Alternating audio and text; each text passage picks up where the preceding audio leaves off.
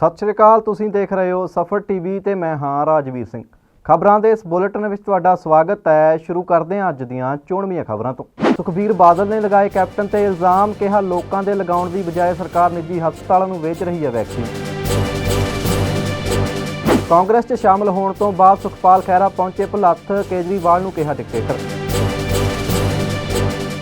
टिकरी border ते एक होर किसान होया शहीद, 5 महीनों तो डटिया सी बॉर्डर ते। फ्लाइंग सिख मिल्खा सिंह की सेहत में होया सुधार, हालत दसी जा रही है स्थिर। कांग्रेस 'च शामिल होने तो बाद सुखपाल खैरा का हो रहा विरोध, लोक ते विरोधी कस रहे ने ताने। संगरूर 'च अध्यापकों का हल्ला बोल, सिक्ख्या मंत्री की कोठी का कीता घेराव। हुण खबरां विस्तार नाल। श्रोमणी अकाली दल के प्रधान सुखबीर सिंह बादल ने कोविड वैक्सीन नूं लैके पंजाब सरकार ते गंभीर दोष लगाए ने। उन्होंने दावा किया कि पंजाब सरकार वैक्सीन निजी हस्पतालों नूं वेच रही है, जबकि पंजाब सरकार नूं चाहिए है कि लोगों का मुफ्त टीकाकरण किया जाए। सारे पंजाबियों नूं दसना चाहना कि वैक्सीन हैगे है, पर पंजाब सरकार लुट्टन ते लगी है। जेड़ी वैक्सीन पंजाब सरकार खरीद रही है वो 400 रुपये ते खरीद रही है। 400 रुपये का एक डोज, एक इंजैक्शन, एक डोज, पर ला नहीं रही 400 रुपये दे। या लाना चाहिए सी मुफ्त, जिवें श्रोमणी गुरुद्वारा प्रबंधक कमेटी ने अपने कोलों वैक्सीन मुफ्त लवाई है लोगों दी, पर कर की रही है पंजाब सरकार 400 रुपये दे खरीद के प्राइवेट हॉस्पिटल नाल सौदा हो गया इन्हां सरकार दे मंत्रियों का। कांग्रेस 'च शामिल होने तो बाद सुखपाल खैरा अज अपने विधान सभा हल्के भुलत्थ विखे पहुंचे, जिथे आले दुआले के पिंडां दे पंचां ते सरपंचां ने उन्हां दा भरवां स्वागत किया। सुखपाल खैरा इत्थे गुरुद्वारा किली साहिब विखे नतमस्तक होए, जिथे उन्हां जून 1984 के शहीदां नूं श्रद्धांजलि भेंट की।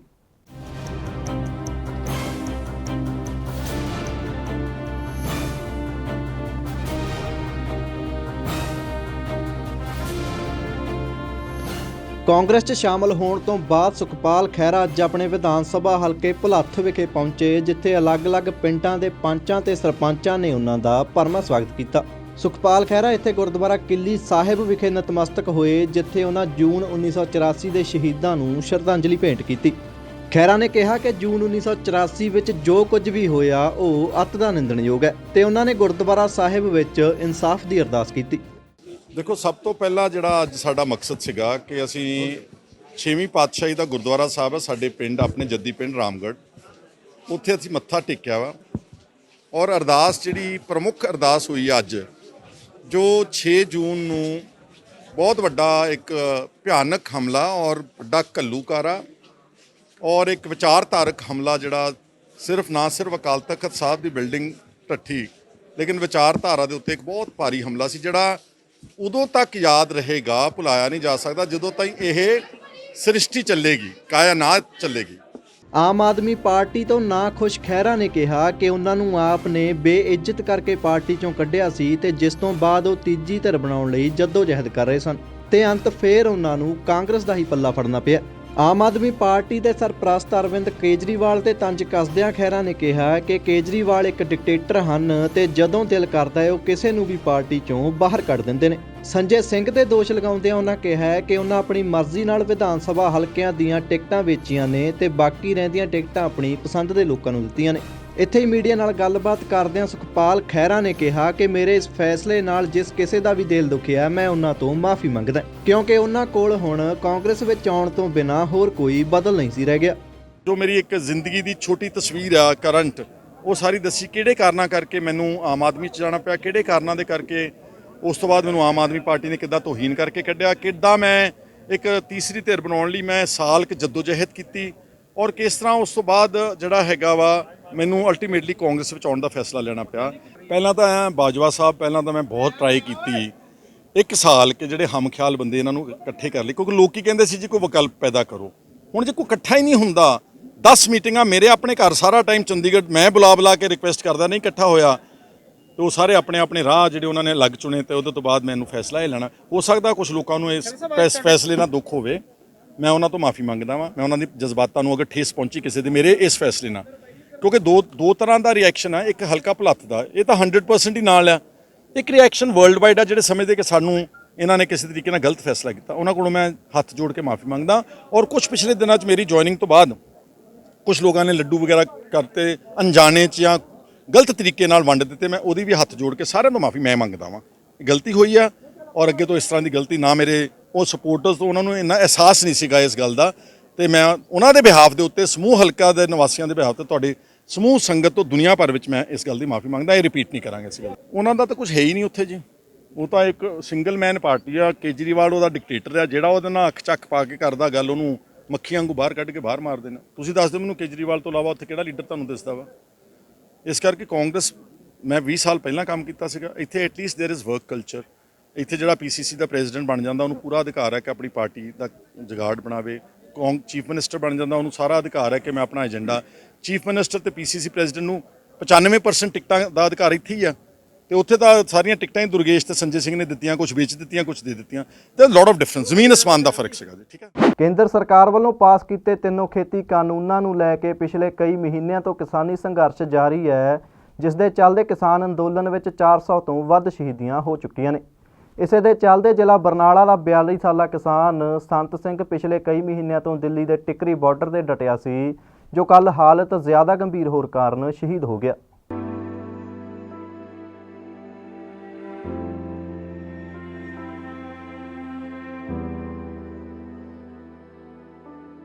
ਕੇਂਦਰ ਸਰਕਾਰ ਵੱਲੋਂ ਪਾਸ ਕੀਤੇ ਤਿੰਨੋਂ ਖੇਤੀ ਕਾਨੂੰਨਾਂ ਨੂੰ ਲੈ ਕੇ ਪਿਛਲੇ ਕਈ ਮਹੀਨਿਆਂ ਤੋਂ ਕਿਸਾਨੀ ਸੰਘਰਸ਼ ਲਗਾਤਾਰ ਜਾਰੀ ਹੈ, ਜਿਸ ਦੇ ਚੱਲਦਿਆਂ ਕਿਸਾਨੀ ਸੰਘਰਸ਼ ਦੇ ਵਿੱਚ ਹੁਣ ਤੱਕ 400 ਤੋਂ ਵੱਧ ਕਿਸਾਨਾਂ ਦੀ ਸ਼ਹਾਦਤ ਹੋ ਚੁੱਕੀ ਹੈ।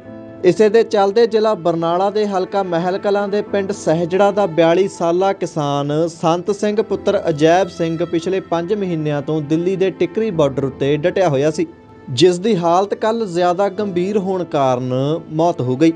ਮ੍ਰਿਤਕ ਕਿਸਾਨ ਦੀ ਪਤਨੀ ਪਵਨਦੀਪ ਕੌਰ ਨੇ ਦੱਸਿਆ ਕਿ ਉਸਦੇ ਪਤੀ ਕੋਲ ਕੋਈ ਵੀ ਜ਼ਮੀਨ ਨਹੀਂ ਹੈ, ਪਰ ਉਹ ਜ਼ਮੀਰ ਖਾਤਰ ਪਿਛਲੇ 5 ਮਹੀਨਿਆਂ ਤੋਂ ਕਿਸਾਨੀ ਸੰਘਰਸ਼ ਵਿੱਚ ਡਟਿਆ ਹੋਇਆ ਸੀ। ਪਵਨਦੀਪ ਕੌਰ ਨੇ ਦੱਸਿਆ ਕਿ ਉਸਦਾ ਪਤੀ ਸੰਤ ਸਿੰਘ ਅਕਸਰ ਕਿਹਾ ਕਰਦਾ ਸੀ ਕਿ ਉਹ ਸੰਘਰਸ਼ ਨੂੰ ਜਿੱਤ ਕੇ ਅਤੇ ਬਿੱਲਾਂ ਨੂੰ ਵਾਪਸ ਕਰਾ ਕੇ ਹੀ ਵਾਪਸ ਮੁੜਨਗੇ। ਇਹ ਮੇਰੇ ਘਰ ਵਾਲਾ ਖੇਤੀ ਕਰਦਾ ਸੀ, ਅਸੀਂ ਕਰਜ਼ੇ ਥੱਲੇ ਬਹੁਤ ਪਾਏ ਹੋਏ ਸੀ। ਕਿਸਾਨੀ ਕਰਕੇ ਉੱਥੇ ਦਿੱਲੀ ਸੀਗੇ, ਉੱਥੇ ਮੌਤ ਹੋਈ ਉਹਨਾਂ ਦੀ। ਕਰਜ਼ਾ ਸਾਡਾ ਬੈਂਕਾਂ ਦਾ ਬਹੁਤ ਸੀਗਾ। ਉਹ ਕਹਿੰਦੇ ਸੀ ਜਦੋਂ ਸੰਘਰਸ਼ ਖਤਮ ਹੋਊ ਉਦੋਂ ਹੀ ਆਵਾਂਗੇ। ਕਰਜ਼ਾ ਕਿੰਨਾ ਕੁ ਹੈਗਾ ਪਰਿਵਾਰ? 8 ਲੱਖ ਦਾ ਹੀ। ਨਾ ਘਰ ਆ, ਸਾਡਾ ਘਰ ਵੀ ਵਿਕਿਆ ਵਾ। ਕੁਛ ਬਣਨਾ ਚਾਹੀਦਾ, ਮੈਂ ਇਹੀ ਮੰਗ ਕਰਦੀ ਹਾਂ। ਮ੍ਰਿਤਕ ਕਿਸਾਨ ਸੰਤ ਸਿੰਘ ਦੇ ਉੱਪਰ ਪ੍ਰਾਈਵੇਟ ਬੈਂਕ ਸਮੇਤ 8 ਲੱਖ ਤੋਂ ਉੱਪਰ ਦਾ ਕਰਜ਼ਾ ਦੱਸਿਆ ਜਾ ਰਿਹਾ ਹੈ। ਜੇਕਰ ਪਰਿਵਾਰ ਦੀ ਗੱਲ ਕੀਤੀ ਜਾਵੇ ਤਾਂ ਮ੍ਰਿਤਕ ਕਿਸਾਨ ਆਪਣੇ ਪਿੱਛੇ ਪਤਨੀ ਅਤੇ 9 ਸਾਲ ਦਾ ਬੱਚਾ ਛੱਡ ਗਿਆ।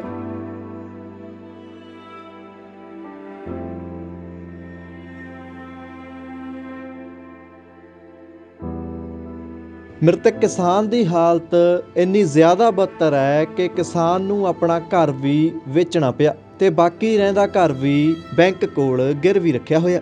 ਉੱਥੇ ਹੀ ਭਾਰਤੀ ਕਿਸਾਨ ਯੂਨੀਅਨ ਦੇ ਆਗੂਆਂ ਤੇ ਪਿੰਡ ਵਾਸੀਆਂ ਨੇ ਕਿਹਾ ਕਿ ਕੈਪਟਨ ਸਰਕਾਰ ਪੀੜਤ ਪਰਿਵਾਰ ਨੂੰ 5 ਲੱਖ ਦੀ ਮਦਦ ਤੇ 8 ਲੱਖ ਦਾ ਕਰਜ਼ਾ ਮਾਫ ਕਰੇ ਤੇ ਪਰਿਵਾਰ ਦੇ ਇੱਕ ਮੈਂਬਰ ਨੂੰ ਨੌਕਰੀ ਦਿੱਤੀ ਜਾਵੇ ਤਾਂ ਜੋ ਪਰਿਵਾਰ ਦਾ ਗੁਜ਼ਾਰਾ ਹੋ ਸਕੇ। ਭਾਰਤੀ ਕਿਸਾਨ ਯੂਨੀਅਨ ਸਿੱਧੂਪੁਰ ਦੇ ਜ਼ਿਲ੍ਹਾ ਮੀਤ ਪ੍ਰਧਾਨ ਜਰਨੈਲ ਸਿੰਘ ਗਾਂਧੀ ਨੇ ਚੇਤਾਵਨੀ ਦਿੰਦਿਆਂ ਸਰਕਾਰ ਨੂੰ ਕਿਹਾ ਕਿ ਜੇਕਰ ਉਹਨਾਂ ਦੀਆਂ ਮੰਗਾਂ ਪੂਰੀਆਂ ਨਹੀਂ ਹੁੰਦੀਆਂ ਤਾਂ ਲੁਧਿਆਣਾ ਨੈਸ਼ਨਲ ਹਾਈਵੇ ਤੇ ਮ੍ਰਿਤਕ ਕਿਸਾਨ ਦੀ ਲਾਸ਼ ਨੂੰ ਰੱਖ ਕੇ ਰੋਡ ਤੇ ਧਰਨਾ ਲਗਾਇਆ ਜਾਵੇਗਾ। ਮੇਰੇ ਪਿੰਡ ਦੇ ਬਸੰਤ ਸਿੰਘ ਜੋ ਕਿ ਲਗਭਗ ਪਿਛਲੇ 4-5 ਮਹੀਨਿਆਂ ਤੋਂ ਦਿੱਲੀ ਰਹਿ ਰਹੇ ਸੀ ਤੇ ਧਰਨੇ ਦੇ ਵਿੱਚ ਹਾਜ਼ਰ ਸੀ। ਉਹਨਾਂ ਕੋਲੇ 3 ਕਿੱਲੇ ਜ਼ਮੀਨ ਦੇ ਦੋ ਭਰਾ ਸੀ। ਉਹਨਾਂ ਦੀ ਸਾਰੀ ਜ਼ਮੀਨ ਵਿਕ ਚੁੱਕੀ ਆ, ਪਰ ਜ਼ਮੀਰ ਸੀ ਉਹਦੇ ਕਾਰਨ ਉਹ ਸਾਥੀ ਦਿੱਲੀ ਧਰਨੇ ਤੇ ਡਟਿਆ ਹੋਇਆ ਸੀ, ਜਿਨ੍ਹਾਂ ਦੇ ਪਿੱਛੇ ਇੱਕ ਘਰ ਵਾਲੀ ਆ ਤੇ ਇੱਕ ਬੇਟਾ ਗਾ 9 ਸਾਲ ਦਾ। ਤੇ ਜੋ ਸਰਕਾਰ ਦੀਆਂ ਗਲਤ ਨੀਤੀਆਂ ਦੇ ਕਾਰਨ ਸਾਡਾ ਕਿਸਾਨ ਸਾਥੀ ਕਿਸਾਨਾਂ ਦੇ ਨਾਲ ਉਹ ਦਿੱਲੀ ਮੋਰਚੇ ਤੇ ਡਟਿਆ ਹੋਇਆ ਸੀ।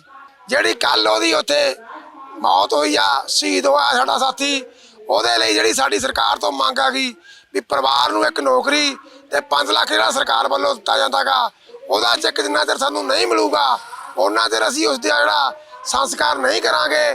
ਜੇਕਰ ਪ੍ਰਸ਼ਾਸਨ ਸਾਡੀ ਇਸ ਮੰਗ ਨੂੰ ਪੂਰਾ ਨਹੀਂ ਕਰੂਗਾ ਤਾਂ ਅਸੀਂ ਜਿਹੜੀ ਉਹਦੀ ਡੈੱਡ ਬਾਡੀ ਆ ਉਸ ਨੂੰ ਡੀਡੀ ਰੋਡ ਸਾਈਡ ਆ ਤੇ ਅੱਡੇ ਤੇ ਜਿਹੜਾ ਲੁਧਿਆਣਾ ਬਠਿੰਡਾ ਮੁੱਖ ਮਾਰਗ ਰੋਡ ਆ ਉਹਤੇ ਧਰ ਕੇ ਚੱਕਾ ਜਾਮ ਕਰਾਂਗੇ। ਅਗਰ ਸਾਡੀ ਮੰਗ ਨੂੰ ਪ੍ਰਸ਼ਾਸਨ ਮੰਨ ਲੈਂਦਾ ਤਾਂ ਅਸੀਂ ਉਸ ਸ਼ਹੀਦ ਯੋਧੇ ਦੀ ਜਿਹੜੀ ਡੈੱਡ ਬਾਡੀ ਆ ਉਸ ਦਾ ਸੰਸਕਾਰ ਸਨਮਾਨਾਂ ਦੇ ਨਾਲ ਕਰਾਂਗੇ। ਪੀਜੀਆਈ ਤੋਂ ਫਲਾਇੰਗ ਸਿੱਖ ਮਿਲਖਾ ਸਿੰਘ ਦੀ ਸਿਹਤ ਨਾਲ ਜੁੜੀ ਵੱਡੀ ਖਬਰ ਸਾਹਮਣੇ ਆ ਰਹੀ ਹੈ, ਜਿੱਥੇ ਉਹਨਾਂ ਦੀ ਹਾਲਤ ਹੁਣ ਸਥਿਰ ਦੱਸੀ ਜਾ ਰਹੀ ਹੈ। ਇਹ ਪੁਸ਼ਟੀ ਪੀਜੀਆਈ ਦੇ ਡਾਇਰੈਕਟਰ ਜਗਤ ਰਾਮ ਵੱਲੋਂ ਕੀਤੀ ਗਈ ਹੈ, ਜਿੱਥੇ ਉਹਨਾਂ ਦੱਸਿਆ ਕਿ ਹੁਣ ਮਿਲਖਾ ਸਿੰਘ ਦੀ ਸਰੀਰਕ ਹਾਲਤ ਵਿੱਚ ਕਾਫੀ ਜ਼ਿਆਦਾ ਸੁਧਾਰ ਹੋ ਰਿਹਾ ਹੈ।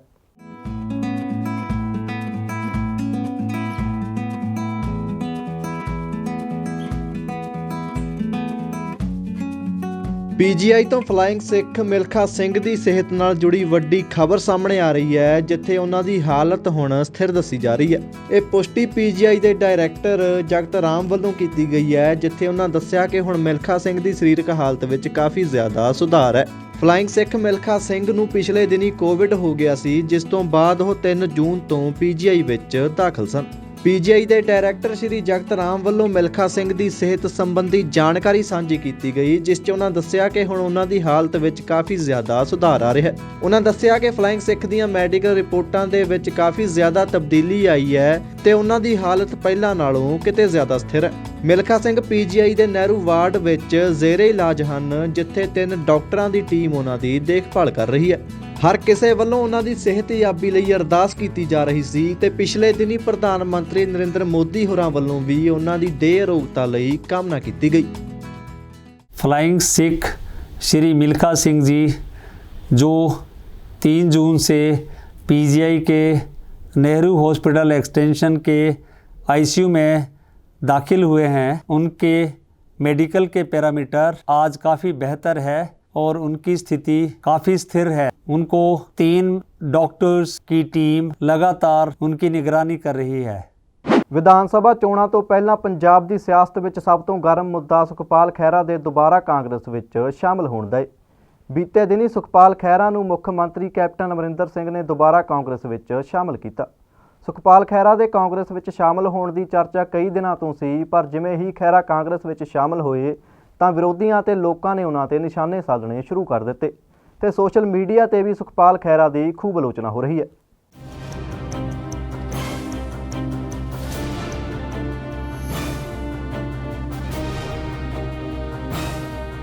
ਚੋਣਾਂ ਤੋਂ ਕੁਝ ਮਹੀਨੇ ਪਹਿਲਾਂ ਇਸ ਸਮੇਂ ਪੰਜਾਬ ਦੀ ਸਿਆਸਤ ਵਿੱਚ ਸਭ ਤੋਂ ਗਰਮ ਮੁੱਦਾ ਕਪੂਰਥਲਾ ਦੇ ਭੁਲੱਥ ਤੋਂ ਵਿਧਾਇਕ ਸੁਖਪਾਲ ਖਹਿਰਾ ਦੇ ਦੁਆਰਾ ਕਾਂਗਰਸ ਵਿੱਚ ਸ਼ਾਮਲ ਹੋਣ ਦਾ ਹੈ।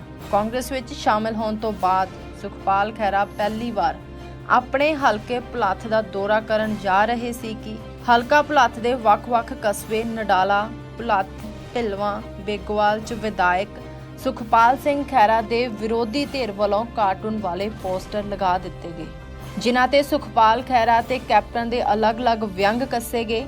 ਇਹਨਾਂ ਪੋਸਟਰਾਂ ਨੂੰ ਖਹਿਰਾ ਹਮਾਇਤਾਂ ਵੱਲੋਂ ਉਤਾਰਿਆ ਜਾ ਰਿਹਾ ਤੇ ਹਮਾਇਤੀ ਇਸ ਨੂੰ ਘਟੀਆ ਰਾਜਨੀਤੀ ਦੱਸ ਰਹੇ ਨੇ। ਦੂਸਰੇ ਪਾਸੇ ਸੁਖਪਾਲ ਖਹਿਰਾ ਦੇ ਕਾਂਗਰਸ ਵਿੱਚ ਸ਼ਾਮਲ ਹੋਣ ਤੋਂ ਬਾਅਦ ਕਾਂਗਰਸ ਵਿਚਲੇ ਵਿਰੋਧੀ ਧੜੇ ਖੁੱਲ੍ਹ ਕੇ ਵਿਰੋਧ ਵਿੱਚ ਆ ਗਏ।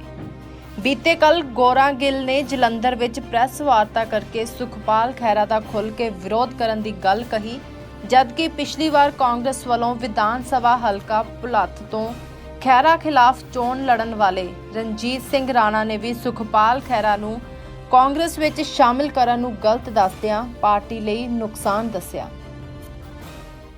ਵੈਸੇ ਤਾਂ ਇੱਕ ਬਹੁਤ ਮਸ਼ਹੂਰ ਸ਼ੇਰ ਹੈ ਪੰਜਾਬੀ ਦਾ ਕਿ ਆਪਣੇ ਵੱਲੋਂ ਤਾਂ ਦਰਿਆ ਵੱਡੇ ਘਰ ਜਾਂਦਾ ਹੈ, ਆਪਣੇ ਵੱਲੋਂ ਤਾਂ ਦਰਿਆ ਵੱਡੇ ਘਰ ਜਾਂਦਾ ਹੈ, ਪਰ ਸਮੁੰਦਰ ਦੇ ਵਿੱਚ ਜਾ ਕੇ ਉਹ ਮਰ ਜਾਂਦਾ ਹੈ। ਗਰਦਨ ਸਿੱਧੀ ਰੱਖਣ ਦਾ ਮੁੱਲ ਤਾਰ ਰਹੇ ਹਾਂ, ਬੇਸ਼ਰਮਾਂ ਦਾ ਤਾਂ ਨੀਵੀਂ ਪਾ ਕੇ ਵੀ ਸਰ ਜਾਂਦਾ ਹੈ।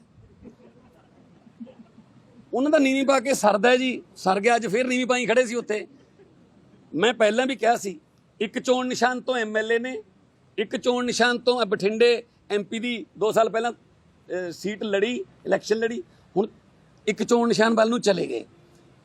ਖਾਸ ਤੌਰ ਤੇ ਮੈਂ ਪੁੱਛਣਾ ਚਾਹੂੰਗਾ ਖਹਿਰਾ ਸਾਹਿਬ, ਤੁਸੀਂ 1984 ਦੀ ਨਸਲਕੁਸ਼ੀ ਦੀ ਅਕਸਰ ਗੱਲ ਕਰਦੇ ਰਹਿੰਦੇ ਹੋ, ਤੇ ਆਹ ਜਿਹੜੇ ਦਿਨ ਨੇ ਇਹ ਘੱਲੂਘਾਰਾ ਹਫ਼ਤਾ ਹੈ। ਇਹ ਜੂਨ ਦੇ ਇਸੇ ਹਫ਼ਤੇ 'ਚ ਹੀ ਦਰਬਾਰ ਸਾਹਿਬ ਤੇ ਬਲੂ ਸਟਾਰ ਆਪਰੇਸ਼ਨ ਹੋਇਆ ਸੀ। ਘੱਟੋ ਘੱਟ ਦਿਨ ਤਾਂ ਕੋਈ ਇੱਧਰ ਉੱਧਰ ਕਰ ਲੈਂਦੇ, ਤੇ ਹੁਣ ਜਾ ਕੇ ਕੀ ਜਵਾਬ ਦੇਵੋਗੇ ਉੱਥੇ? ਤੇ ਪਰਮਜੀਤ ਕੌਰ ਖਾਲੜਾ ਜੀ, ਜਿਨ੍ਹਾਂ ਨੂੰ ਇਹਨਾਂ ਨੇ ਖਡੂਰ ਸਾਹਿਬ ਤੋਂ ਲੜਾਈ ਸੀਗੀ ਟਿਕਟ, ਤੇ ਉਹਨਾਂ ਦੇ ਦਿਲ ਤੇ ਕੀ ਬੀਤੂਗੀ ਕਿ ਉਹਨਾਂ ਦੇ ਜਿਹੜੇ ਹਸਬੈਂਡ ਨੇ, ਉਹਨਾਂ ਦੇ ਕਾਤਲਾਂ ਦੇ ਨਾਲ ਤੁਸੀਂ ਜਾ ਕੇ ਉੱਥੇ ਹੱਥ ਮਿਲਾ ਲਿਆ ਤੇ ਖੜੇ ਸੀ, ਤੇ LOP ਹੁੰਦੇ ਹੋਏ ਕਾਂਗਰਸ ਤੇ ਬੜੇ ਅਟੈਕ ਕਰਦੇ ਸੀ। ਕੀ ਹੁਣ ਰੇਤ ਮਾਫੀਆ ਠੀਕ ਹੋ ਗਿਆ? ਕੀ ਟਰਾਂਸਪੋਰਟ ਮਾਫੀਆ ਬਿਲਕੁਲ ਸਹੀ ਹੈ? ਐਕਸਾਈਜ਼ ਮਾਫੀਆ ਖਤਮ ਹੋ ਗਿਆ? ਸੋ ਕੋਈ ਮਤਲਬ ਕੋਈ ਸਟੈਂਡ ਹੀ ਹੈ ਨਹੀਂ। ਕੀ ਕਹਿ ਸਕਦੇ ਹਾਂ? ਬਸ ਪਤਾ ਕੀ, ਮੈਂ ਜ਼ਿਆਦਾ ਨਹੀਂ ਉਹਨੂੰ ਕਹਿ, ਕਿਉਂਕਿ ਸਾਡੇ ਵੱਲੋਂ ਤਾਂ ਉਹ ਕਦੋਂ ਦੇ ਚਲੇ ਗਏ ਸੀਗੇ। ਅਸੀਂ ਤਾਂ ਸਪੀਕਰ ਸਾਹਿਬ ਨੂੰ ਲਿਖ ਕੇ ਦਿੱਤਾ ਹੋਇਆ ਕਿ ਇਹਨਾਂ ਦੀ ਜਿਹੜੀ ਹੈ ਉਹ ਮੈਂਬਰਸ਼ਿਪ ਕੈਂਸਲ ਕੀਤੀ ਜਾਵੇ। ਬਾਕੀ ਉਹ ਕਹਿੰਦੇ ਨੇ ਨਾ ਮੈਂ ਇੱਧਰ ਰਹਿ ਕੇ ਵੀ ਆਵਾਜ਼ਾਂ ਚੱਕਾਂਗਾ, ਇਹਦਾ ਮਤਲਬ ਇੱਧਰ ਵੀ ਹੁਣ ਲੜਨਗੇ ਆ ਕੇ। ਸੋ ਇਸ ਸੁਭਾਅ 'ਚ ਹੈ, ਖੂਨ 'ਚ ਹੈ। ਦੇਖੋ ਜੀ, ਪਹਿਲੀ ਗੱਲ ਤਾਂ ਉਹਨਾਂ ਨੇ ਸ਼ਾਮਲ ਹੋਣ ਵਾਸਤੇ ਲੋਕੇਸ਼ਨ ਕਿਹੜੀ ਚੁਣੀ ਹੈ? ਹੈਲੀਪੈਡ ਦੇ ਕੋਲੇ। ਜਦੋਂ ਉਹਨਾਂ ਨੂੰ ਸ਼ਾਮਲ ਕਰਕੇ ਮੁੱਖ ਮੰਤਰੀ ਜਿਹੜਾ ਆਪਣੇ ਪਾਰਟੀ ਦੇ ਪ੍ਰਧਾਨ ਵੱਲ ਨੂੰ ਤੁਰ ਪਿਆ ਕਿ ਮੈਂ ਉੱਥੋਂ ਲੈ ਆਵਾਂ ਦੇਸ਼, ਤੇ ਕਿੱਧਰ ਗਈ ਖੁਦ ਮੁਖਤਾਰੀ ਹੁਣ? ਆਪਣੀਆਂ ਮੰਗਾਂ ਨੂੰ ਲੈ ਕੇ ਕੱਚੇ ਅਧਿਆਪਕਾਂ ਨੇ ਅੱਜ ਸੰਗਰੂਰ ਦੇ ਵਿੱਚ ਪੰਜਾਬ ਸਰਕਾਰ ਦੇ ਖਿਲਾਫ ਵਿਸ਼ਾਲ ਪ੍ਰਦਰਸ਼ਨ ਕੀਤਾ। ਪ੍ਰਦਰਸ਼ਨ ਦੌਰਾਨ ਅਧਿਆਪਕਾਂ ਨੇ ਪੰਜਾਬ ਦੇ ਸਿੱਖਿਆ ਮੰਤਰੀ ਵਿਜੇ ਇੰਦਰ ਸਿੰਗਲਾ ਦੀ ਕੋਠੀ ਦਾ ਘਿਰਾਓ ਕੀਤਾ, ਜਿੱਥੇ ਅਧਿਆਪਕਾਂ ਨੇ ਦੋਸ਼ ਲਗਾਏ ਕਿ ਸਰਕਾਰ ਉਹਨਾਂ ਨੂੰ ਦਿਹਾੜੀਦਾਰ ਬਣਨ ਲਈ ਮਜਬੂਰ ਕਰ ਰਹੀ ਹੈ।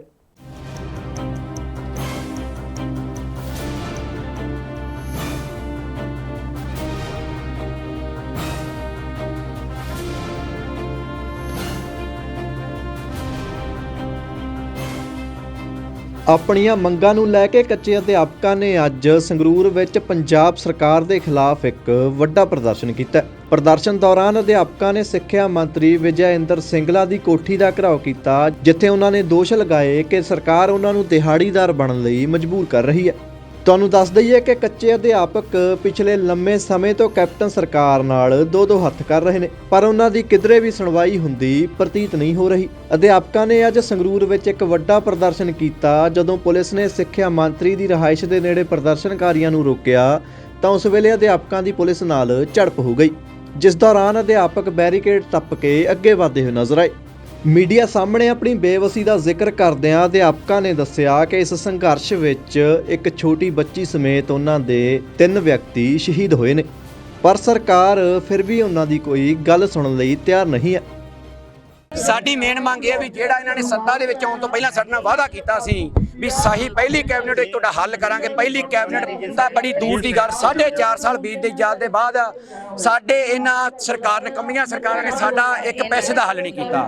ਜਿਹੜੇ ਇਹ ਅਧਿਆਪਕ ਪੂਰੇ ਪੰਜਾਬ ਦੇ 13,000 ਦੀ ਗਿਣਤੀ 15 ਸਾਲਾਂ ਤੋਂ ਉਹਦੀਆਂ ਸੇਵਾਵਾਂ ਨਿਭਾ ਰਹੇ ਸੀ, ਕੋਈ ਹੱਲ ਨਹੀਂ ਕੀਤਾ ਗਿਆ। ਅੱਜ ਇਹਨਾਂ ਨੇ ਜੋ ਇਹਨਾਂ ਨੇ ਬੈਰੀਕੇਡ ਲਾਈ ਸੀ ਪੱਟੇ ਆ, ਜਿਹੜੇ ਅੱਗੇ ਵੀ ਇਹਨਾਂ ਨੇ ਬੈਰੀਕੇਡ ਲਾਏ ਹੋਏ ਪੱਟੇ ਜਾਣਗੇ। ਜੇ ਕੋਈ ਵੀ ਜਾਨੀ ਮਾਨੀ ਨੁਕਸਾਨ ਹੁੰਦਾ ਹੈ, ਇੱਥੋਂ ਦੀ ਜਦੋਂ ਪ੍ਰਸ਼ਾਸਨ ਤੇ ਸਰਕਾਰ ਜ਼ਿੰਮੇਵਾਰ ਹੋਊਗੀ। ਸਾਡੀ ਮੇਨ ਮੰਗ ਇਹ ਆ ਵੀ ਘੱਟ ਤੋਂ ਘੱਟ ਜਿੰਨੇ ਵੀ ਅਧਿਆਪਕ ਨੇ ਸਾਰਿਆਂ ਨੂੰ ਪੱਕੀ ਪੋਸਟ, ਪ੍ਰੀ-ਪ੍ਰਾਇਮਰੀ ਪੋਸਟ ਤੇ ਐਡਜਸਟ ਕੀਤਾ ਜਾਵੇ। ਜਿੰਨਾ ਚਿਰ ਕੋਈ ਹੱਲ ਨਹੀਂ ਹੁੰਦਾ ਉਹਨਾਂ ਚਿਰ ਤਨਖਾਹਾਂ ਦੇ ਵਿੱਚ ਵਾਧਾ ਕੀਤਾ ਜਾਵੇ, ਜਿਹੜੀ ਤਨਖਾਹ ਘੱਟ ਤੋਂ ਘੱਟ 40,000 ਦੇ ਕਰੀਬ ਕੀਤੀ ਹੈ।